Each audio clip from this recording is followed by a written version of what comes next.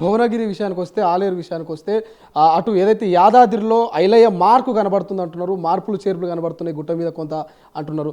ఎటువంటి మార్పులు జరుగుతూ ఉన్నాయి ఇక్కడ? చాలా సంతోషం.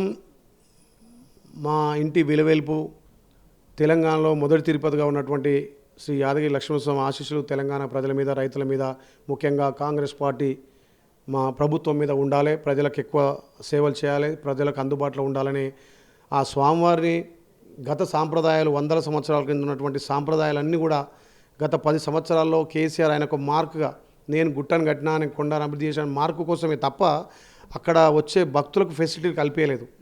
ఎక్కడైతే పుణ్యక్షేత్రాలు ఉంటాయో భక్తులు వాళ్ళ మొక్కులు తీర్చుకోవడానికి అక్కడ స్వామివారిని దర్శనం చేసుకొని వస్తారు.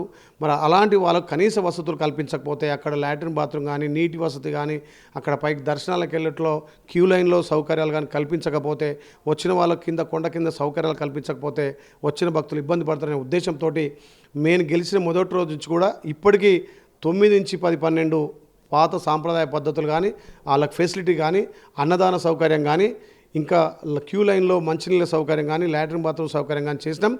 గతంలో ఉన్నటువంటి భక్తులకు సౌకర్యంగా ఆటోలను పైకి పంపించేది, ఆ ఆటోలు నిషేధించారు, పైన డార్మెంట్రాలు బంద్ చేసిర్రు, కొబ్బరికాయ కొట్టేసి బంద్ చేసిర్రు, క్యూ లైన్లో కనీస వసతులు కల్పించలే.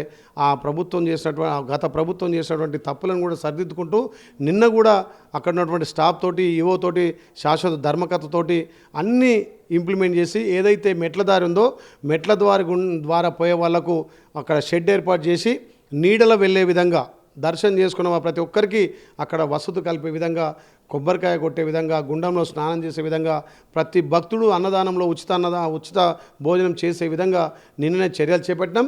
ఇవాళ ఇంచుమించు 10 నుంచి 15 పనులు కూడా వేగవంతమైనవి. ప్రతి భక్తునికి అన్ని సౌకర్యాలు కల్పించి ఆ స్వామివారి దీవెనలు ఉండే విధంగా చర్యలు తీసుకుంటున్నాం.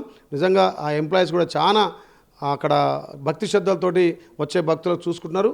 ఈవో గారు కూడా మంచి నేర్పరిగా, చాకచక్యంగా భక్తులకు ఎక్కువ వచ్చి దర్శనం చేసుకునే విధంగా ఎల్ఈడీలలో ఫస్ట్ స్వామివారి ఈ రకంగా ఉంటాడని చూడడం, ఎల్ఈడీలు పెట్టడం, అక్కడ ఉన్నటువంటి వాళ్లకు తీర్థ ప్రసాదం ఇవ్వడం, సనాతన ధర్మంగా అక్కడ తీర్థం కానీ, షటగోపురం కానీ, బొట్టు పెట్టే సాంప్రదాయాన్ని కూడా అన్నీ చేసినాం.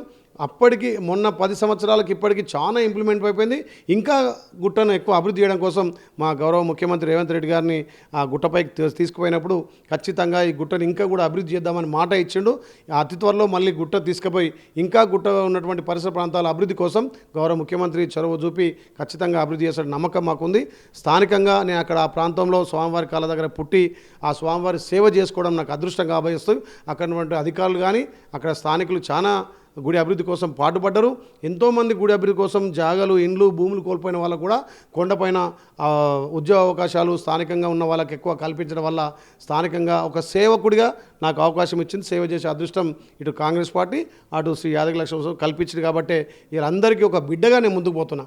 ఆ రోజు కూడా చెప్పిన, నేను నాయకుడిని కాదు, నేను సేవకుడిని అని చెప్పి ప్రతినిత్యం ఉన్నటువంటి 24 గంటల్లో 18 గంటలు ప్రజలతో మమకమవుతున్నా. రోజు 10 గ్రామాలు తిరుగుతున్నా.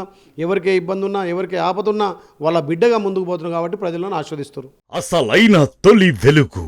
ఫాలో వాట్సాప్ @తొలి వెలుగు official.